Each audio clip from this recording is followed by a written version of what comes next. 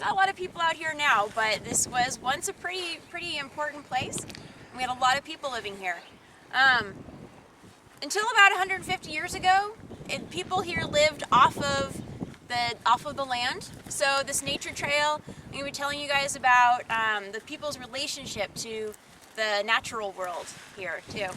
So, well, first of all, let's look a little bit about our surroundings here. Right over there, this nearby butte, that is Lovejoy Butte. And right over here, there's actually two buttes that we're looking at to our right side. The closer one that you can see a little more clearly, that is Rocky Butte. And then the further one is, I'm just learning it myself, is Alpine Butte. We're standing on Paiute Butte. And then another state park that's just a couple miles away is Saddleback Butte. And that's actually usually where I work, that's where my office is. It's another state park, you can check that out.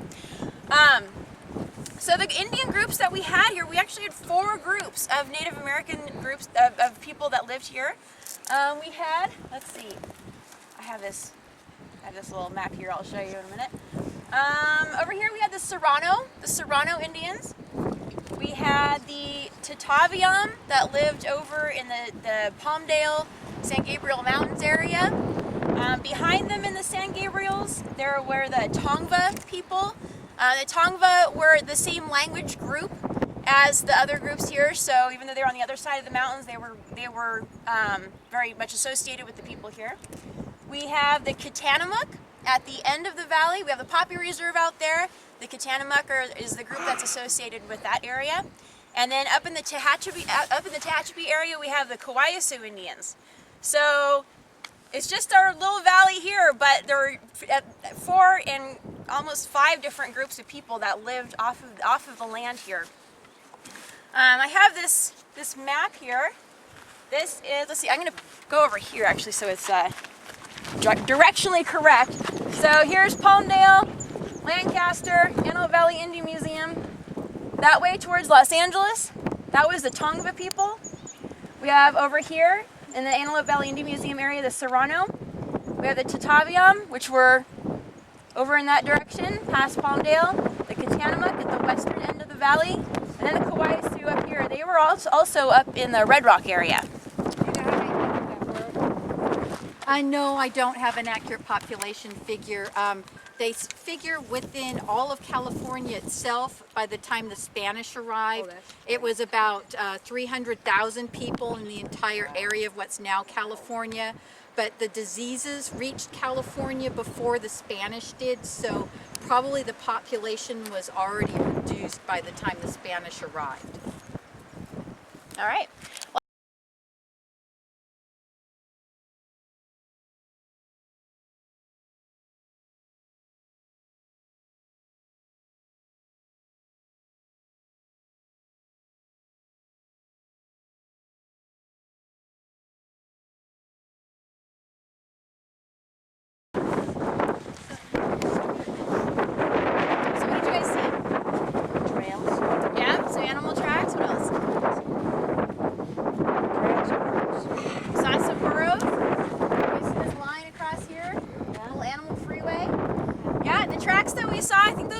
Coyote.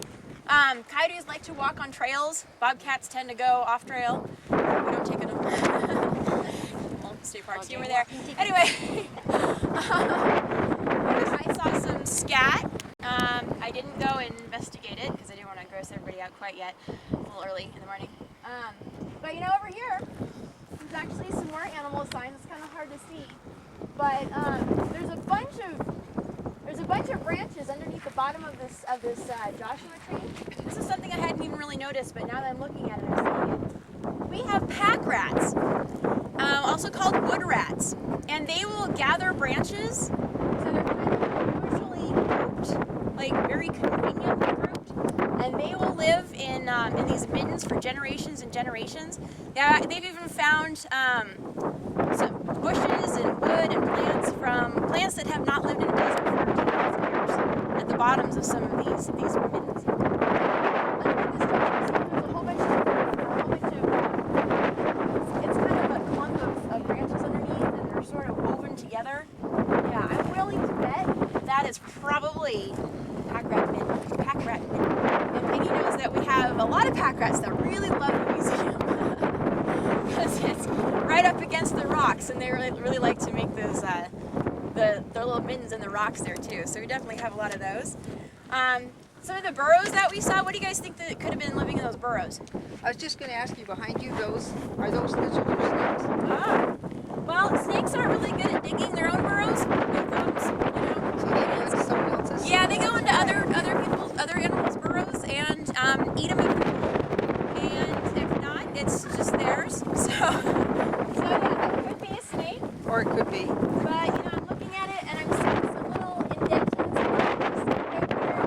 So I'm thinking that's probably maybe by the size of it, a lizard or actually I see two right next to each other here. So it's probably a kangaroo rat. We have big ones and small ones, so that would probably be two. Another relationship that we have out in the desert with the animals is in a dead Joshua tree. What eats dead wood? Termites, yes. You know what likes to eat termites? Lizards. We have the Yucca night lizard, little tiny lizard that lives in the dead Joshuas just to eat the termites. And then there's a snake, the night snake, that eats the Yucca night lizard. So in a dead Joshua tree, it doesn't look like anything special to us. People like to use them for firewood, but that's an entire ecosystem going on in there. Now, these different animals that we have out here, and can you guys think of anything else that might be here? I don't know, but I came across a scorpion the other day. A yeah, scorpion, scorpion. okay, yeah. What about furry animals? Rabbit. Yeah, we've got rabbits, we've got jackrabbits, we've got cottontail bunnies, Yes. we've got squirrels, we've got a lot of these little animals, and the native people that lived here, they had to, work with these animals' lifestyles to be able to survive. So they were very aware of the life habits of the animals that live around here. Can you think of some uses that they would have for the animals? Eat them. Yeah, number one, food. Definitely. Yeah, they would use them for food mainly. What else? I'm really cold right now, so I'm thinking about maybe a rabbit skin blanket. Yeah. The rabbits, they would have these rabbit drives where they would scare all the rabbits into a net, and they would do this in the wintertime when the rabbit's fur was the thickest. And they would take 100 rabbit skins to make one blanket. And that's because they didn't just, oh, Mary, thank you. That was nice. Oh, you're so sweet. She's one of my volunteers from the Poppy Reserve, so. She volunteers her jacket. Yeah, so she's volunteering her jacket, thank you. It's not the first time I've been on a tour, so it's long jacket. I think I learned by now. Yeah, so when they had made these rabbit skin blankets, they didn't just tear apart the rabbit and sew all the skins together. They would twist the rabbit skins so the fur was on the outside, and they essentially made a rope out of each rabbit skin. So it took a lot of those to weave together to make one blanket. But that blanket was everything too. But it was a good quality blanket. It kept you warm. Now some animals. You guys like to eat lizards? No. Well, they would. They would eat lizards. The birds that we have out here, they would eat the birds. But what else do you think they would use it for? Whatever they do. The Yeah, feathers. they would use the feathers. They would use the feathers. Some of the groups would decorate the Coyote Indians. They had really beautiful, elaborate baskets, and they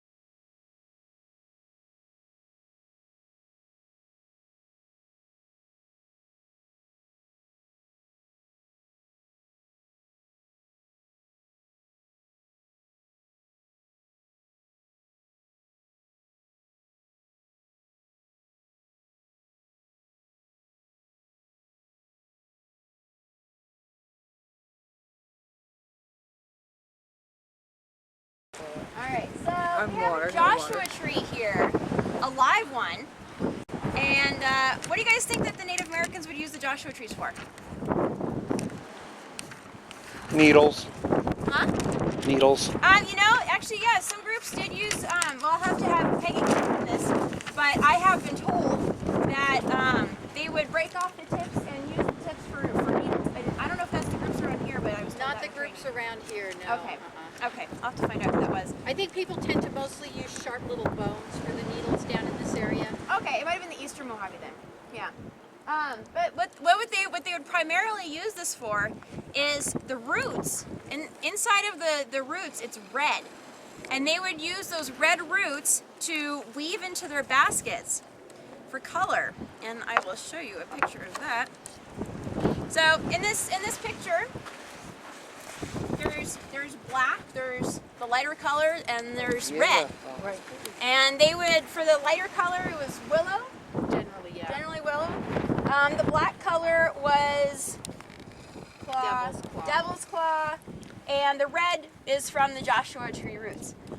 They would also use it for, they would like make a flower out of the seeds, but it wasn't a major part of their diet. They would also use that. So very important naturally for the animals, but also very important for the people.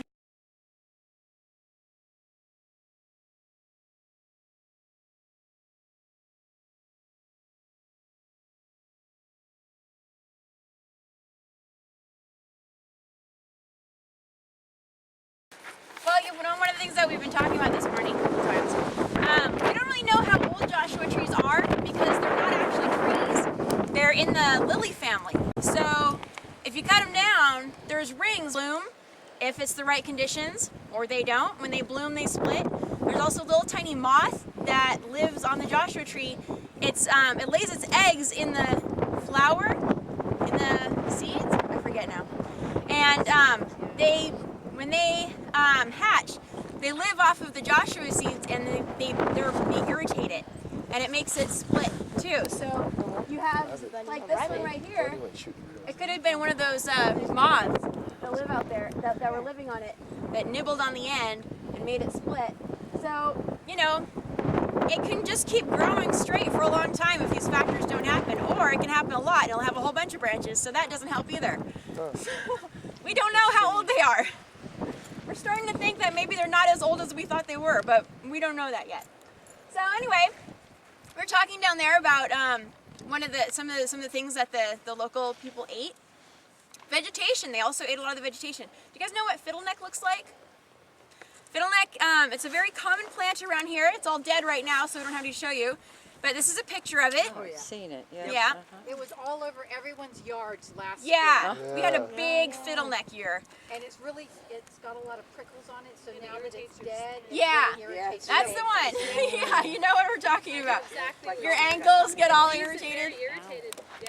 Yeah, I just call it fiddleneck because the flowers are sort of curly like the top of a violin. yeah. There's kind of a sort of like right up here. You can sort of see it curls over like the end of a violin. So that's fiddleneck. They would use this basically for salad. They would use it for greens, leafy greens to eat. Another thing that they would eat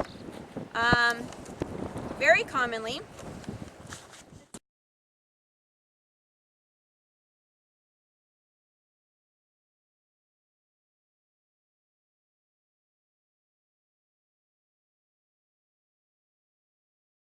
From the Joshua tree at the far end, there is a grassy plant which sort of tucks up there. That's the rice Okay, grass. I have a picture of it too. I thought there would maybe be one. Indian rice grass. But there's actually a bunch that you guys will see right next to the museum. But this is a picture of the Indian rice grass. They use this a lot. They would basically make a flour out of it, and it was there's a lot of it, so they would use that a lot. And another thing, wild rhubarb. You guys like rhubarb pie? Yeah. Well, wild rhubarb is also found here. It's very closely related to the rhubarb you get in the store. And up there on the hillside, there's kind of some dark reddish brown clumps up there. That's last season's wild rhubarb. So they would eat that. I don't think they made pies out of it, but ate the stalk. they ate the rest stalk, is not yes. good for you, but you can boil the stalk. Yeah, as with regular rhubarb, isn't it? The leaves are poisonous, but the stalks are edible. That's what I've heard that. Yeah. So of course But they it's had to be. awfully sour. Yeah. You make a rhubarb pie, you put lots of sugar. Yeah. I don't know how much Yeah. wild rhubarb I'd eat. Well, I'd probably get tired of the rice grass after a The while. wild rhubarb is Rumex species. I don't think it is related to the Oh, it's not? Oh, wow. It looks the same because it has that red That stalk, red and I think stalk. that's why. Oh, and that's what. Oh, wow. Well, I'll have to look that up. But thank you. I didn't even think about that. Some other things that they would eat a lot of. Chia. Do you guys know chia? Yeah. This is a large picture of a very small plant. Chia was used as for energy. The seeds are packed with carbohydrates, and I know at least the Coyote, they would use it for long trips. They would just, a pinch of it would take them all day. They actually they absorb moisture and pop up to be like tapioca pudding. So they would eat a lot of chia. Couple things that we don't have here on the property. What was the most commonly eaten thing by California Indians? Do you guys know? Cactus. Yes, acorns. Not a lot of cactus everywhere else, but acorns. We don't have any oak trees here. Where would they get them? Santa Clarita. They would get them from Santa Clarita. You can go right up into the mountains over there. They would have to get them somehow. Do you guys have any ideas on how they would get them? Trade. Trade, yeah. And also just, seasonally traveling over and getting some. Have you been on the tour before? No. You've been doing a lot of Yeah, reading. you haven't. It's a lot of acorns. Yeah, it's a lot of acorns. It's on YouTube. Oh, yeah. It will be after this. Oh, great. No pressure. So, pinyon pine. What comes from pinyon pines? Pine nuts. Pine nuts. I love pine nuts. I like Yes. pine nuts too. Now, the pinyon pines, is that what you guys are going to be crushing today? They're not the pinyon pines. I haven't got any of those yet. So these are like the pine other nut. pine nuts just from the market. Yeah, so you guys will get to practice crushing pine nuts. They would eat a lot of those. And they would also mesquite. We do have some mesquite here on the property, but it wasn't growing here naturally. But over at Edwards Air Force Base at Rogers Lake, that's the closest natural mesquite stand. So they were around here. So they were used. The beans were eaten. I think that was. Let me double check my notes here. Anything else I'm going to tell you about the plants? Oh yeah, so they would trade for them, or they would just wander about at certain times of year. So, all right, let's head on.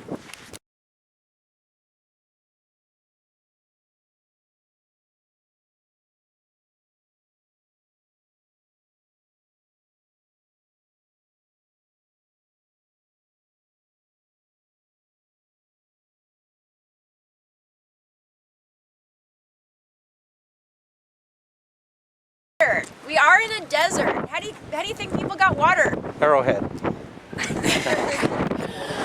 No. What?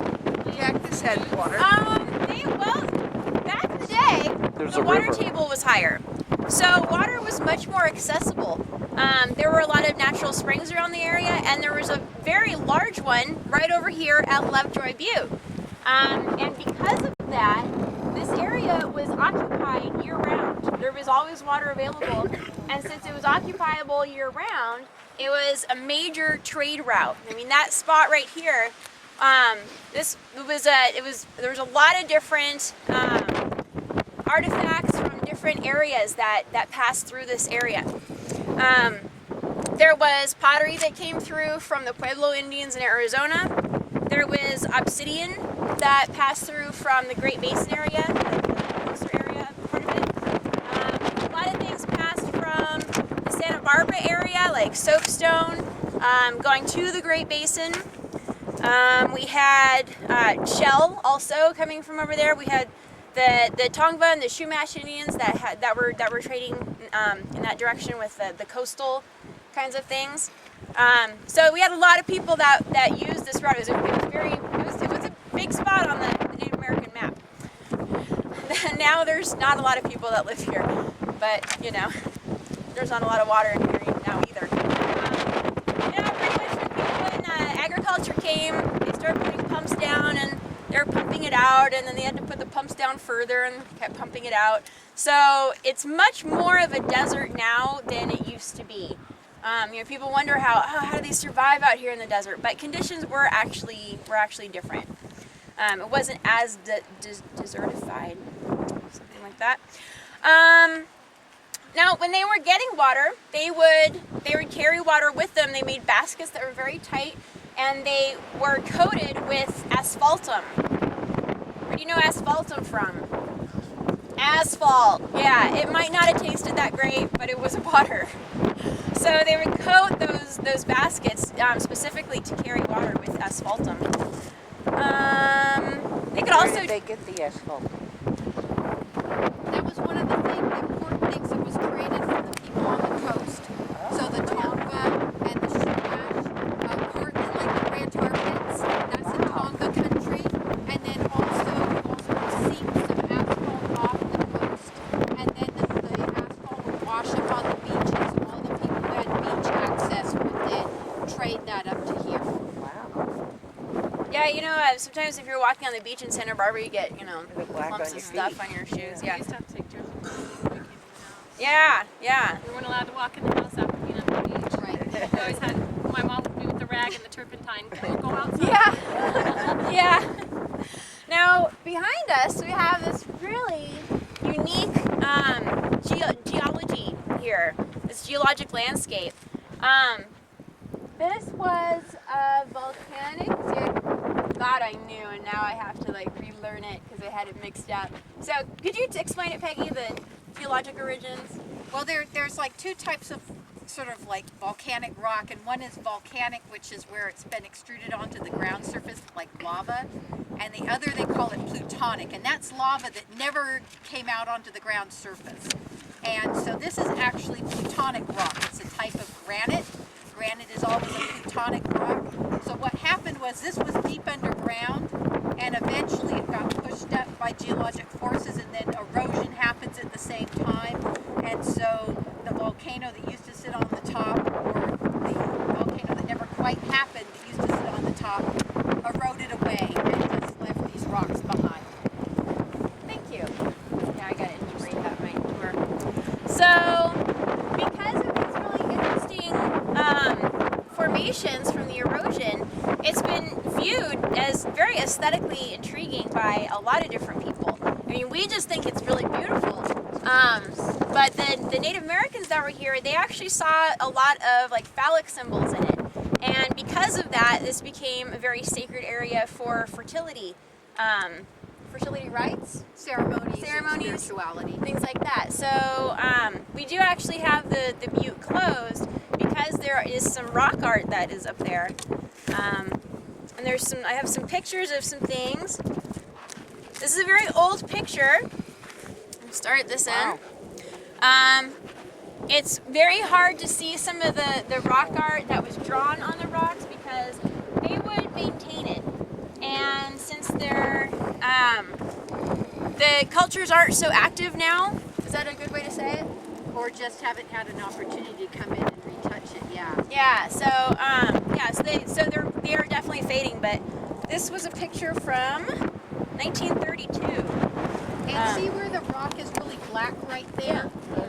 It's that in that vicinity is where that rock art panel was located. There's only just like 1.5 painted items that still appear.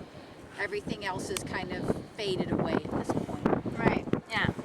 So, another use in more recent times was the founder, Mr. Edwards. He would use this for a backdrop for like a theater, a stage that he kind of put together here. He called it the Theater of the Standing Rocks, and he started off doing this as a fundraiser for the museum with some of the students that he had. He was she'll tell you more about Mr. Edwards, but he was a theater arts teacher. And so he would have his students come up and do these little pageants up in the rocks. And after a while, it got to be the local people were doing the different parts. And he tried to portray the local cultures, the local Native American cultures. He was really interested in that, but he was limited by research at that time, and he also kind of catered to what people wanted to see. So he would have these pageants that were telling a story, and he would integrate things like bead making, you know, so he made it interpretive, he made it educational. But then he would also have things like they were dressed in Plains Indian costumes because that's what people who drove here from far away expected to see, and that was what they wanted. So they weren't completely accurate, but he had the best of intentions. And he did these for how many years? 5 years? I think it says on the back of the picture there it was like 5 years. My next picture. And they were a big deal. I mean, these pageants, they had a cast of over 100. They weren't little pageants at all. Yeah. And they're advertised in the LA Times calendar section, and people drove up all the way from LA. And what was the year? Before the freeway was here, they drove up Mint 30s. Canyon in their Model Ts 32. to come see the pageant. 32. Yeah. It was a huge Yeah. deal. Happening here. Yeah. I mean, I think it's the hard to only find stuff to person do in the now. pageant cast. Who? So this was a coyote, and I know it was a coyote because for one thing they like another thing, bobcats, which are about the same size, they're basically like little Tootsie Rolls, a little string of Tootsie Rolls. So since this is more braided, they have more of a braided, but this is the end of a very large feather. So this coyote apparently Had a bird for lunch. ate something with feathers. Here's some more little bits of feather. And I've got, I don't want the wind blows. yeah, I know, sorry. Little chunks flying all over. Yeah, it is pretty windy. This is a pretty substantial bone. I don't think this is a bird bone. This is,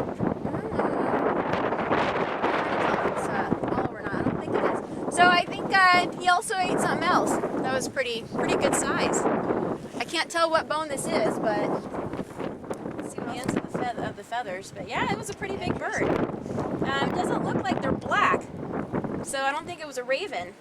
I don't know what else he was eating that was pretty big. I'm also. Chucker.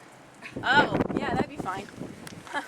We have chucker here. If you guys aren't familiar with them, they look like big quail. Big quail, yeah. Another reason I know that this is a coyote, definitely to confirm, coyotes are omnivorous. They will eat meat or plant materials. Bobcats just eat meat. This is a seed. It looks like a small sesame seed. So, or not, yeah, sesame seed. He's picked a burger basket. Yeah. Come on, you're much too civilized for this tour. Yeah, so lots of little clues. All right.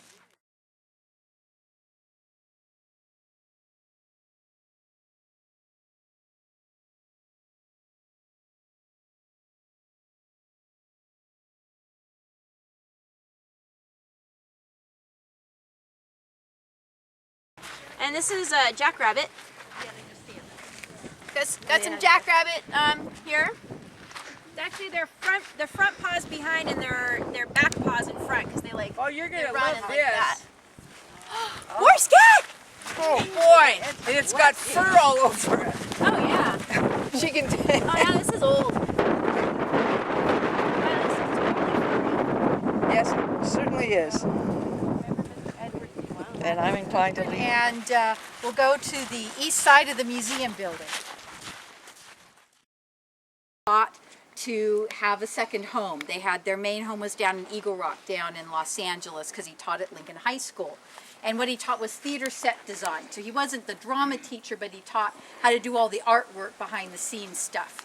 And so this is a picture of Mr. Edwards. You can pass that around. And you can see he's standing right next to that mural, right once he finished painting it. And so first what they built was this museum building. And so they started with the main hall, and then they built out this direction, and then they built the upper portion.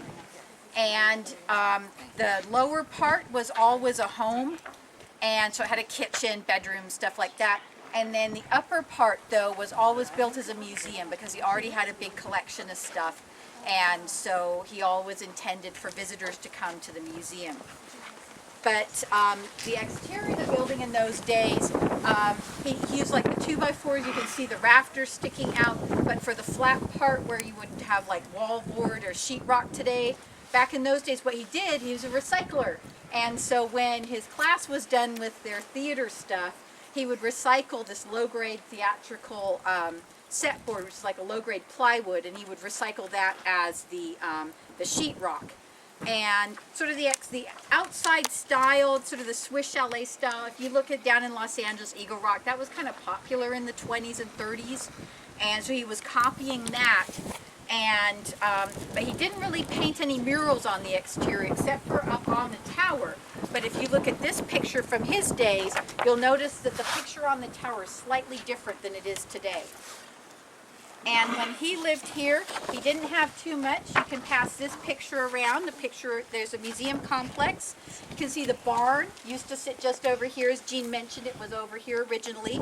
And then the other two buildings, that building directly behind us, which we call Joshua Cottage, just the front, what is now the living room today, he had built that portion. And then this little pink cottage, which we call Yucca Cottage, he had built just what's now the kitchen in his day.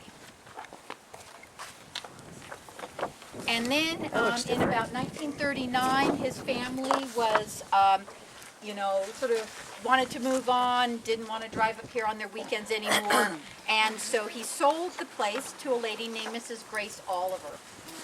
And she had made her money in Hollywood, not as a starlet. She'd made her money in Hollywood by designing things like camera dollies and the stuff where, you're still going to make money no matter how old you are. It's all patented and stuff. So with her earnings from that, she purchased a place from Mr. Edwards. And she had a bigger plan than just a museum. She wanted it, we're a little unclear whether she had always planned a dude ranch or just wanted a place for her friends to come and visit. So she built all these guest cottages. And she took the two little buildings that Mr. Edwards already started and completed them, added like a kitchenette and a bedroom and stuff to them, and then she built the other 4 cottages from scratch. And so you can see a picture here. These are the cottages under construction. They're almost done, but you'll see in that picture that Looks not better all of them now, have huh? porches yet. When did they construct? It was around like 1946, I believe. Quite a project. Right. Well, and then it was slowed down because they had World War II. And so even if she'd planned to have it as a dude ranch, people couldn't get any gas ration cards, so they couldn't get out here. So it kind of was, she finished it, but it was kind of on hold as far as visitors until the war was over. The other thing she did about the same time that she had Mr. Gaines construct all of these little cottages, she also hired Mr. Edwards to come back, and he painted all the designs on those cottages, but he also at that time painted all these murals on the exterior of the building. So this is a picture. You can actually see Grace and Mr. Edwards standing in front of the building there pointing at the new murals. That's on the exterior. Here's another picture of the cottages when they were pretty much finished. If everything was up and running today, what would they do with the cottages? Just Well, the cottages were sort of converted by state parks into offices. Oh, okay. And so, their collection storages, their offices, and then also we retained 2 of the cottages because we try to encourage our young rangers to live here to provide extra security for the museum at night.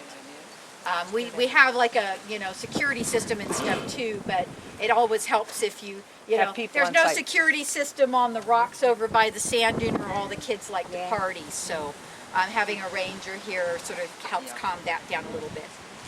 And then in 1948, after Mrs. Oliver had finished the cottages and everything, her health got bad. So she decided to sell the place, and she sold it to this couple called Bernard and Harriet Frewer, and they actually opened a dude ranch here. They moved all of the collection and locked it up in California Hall at the way upper part of the building, but they used the museum building as their lodge, and the kitchen and the dining hall for the Dude Ranch, and they rented all the cottages out as guest cottages. Mostly they were advocating horseback riding, but one of the big things which they constructed is there where now our dance arena has been. So they weren't running it as, you know, they had to do it to make a living. They ran it because they thought it'd be cool to run a Dude Ranch. And they were from back east originally. And then by about 52, they were kind of, they weren't making that much money, and they were kind of tired of running a Dude Ranch, so they went on to do other things. But Mrs. Oliver's health had come back, and so she bought it back. And then she proceeded to run it as a museum then until 1979, when it was made into a state park. So let's walk around now, and we'll look at the cottages more close up. So we've seen the main museum building here. I want to look in the window. This little green building, Mrs. Oliver built it as, this was the only one that was a single room building, and that was the gift shop for when she ran the museum. Now, did she leave this to the state to take over when She donated the collection, but she sold the property, Oh. so the state had to actually purchase the property.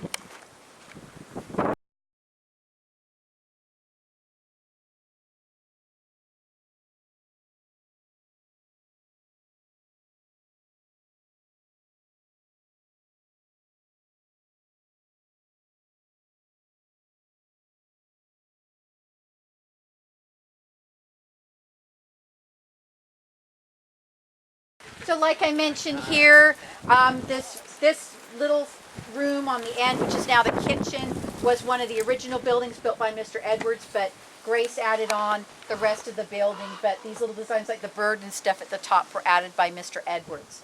And they called this Yucca Cottage. Originally it was Yucca Tree Cottage because right there next to the kitchen was a giant Joshua tree. And back in the 20s and 30s they called Joshua trees Yucca trees as well as Joshua trees.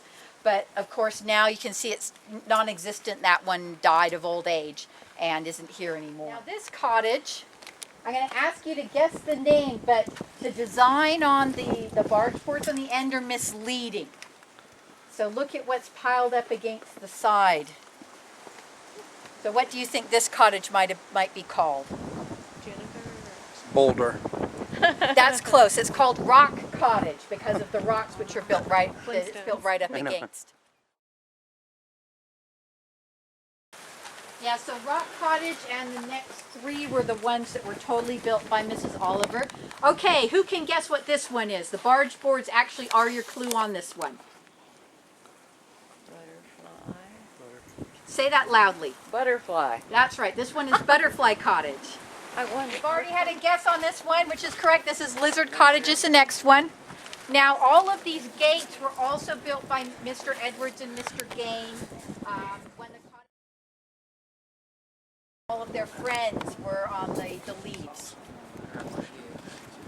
This gate here, you can't see because this Juniper Bush, which is huge now, was a cute little baby juniper at the time. But there was a shelf and they had it on a shelf by this gate, so they called that the Olla de Plata gate.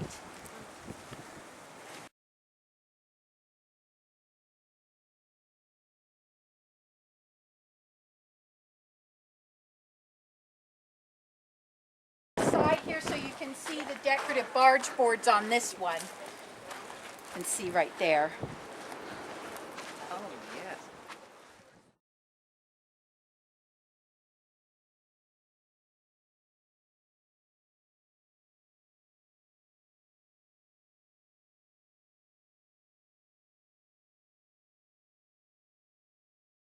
Tree off the porch there, but you can just make out underneath. It used to be called Casa del Rosa because this was where Mr. Edwards was living when he came back in the 40s to paint all the cottages and the museum exterior, and Rose was his wife's name, so he called it Rose's Cottage when he lived here. And but Grace Oliver, once Mr. Edwards died in the 50s of cancer, and shortly thereafter Mrs. Oliver sort of evicted Rose and renamed it Joshua Cottage. Does anybody have any questions about the history? All right, let's carry on then by where the swimming pool used to be, and we'll do some hands-on. This is really sticky. Mm-hmm. They come right oh, and they're prickly. Didn't have too many tall people around here back then. So everybody should come over here and gather on both sides of that table by the grandstone. And then that would eventually wear all the edges round and equal shape to all the neighboring pieces. And so there was a huge number of those shell beads were making it out here to the Antelope Valley. The people back, so, we look at Lake LA today, but back, several hundred years ago, it was a huge population center full of very wealthy people. So it was kind of like Bel Air several thousand years ago. Quite a history. Okay, does anybody have any questions?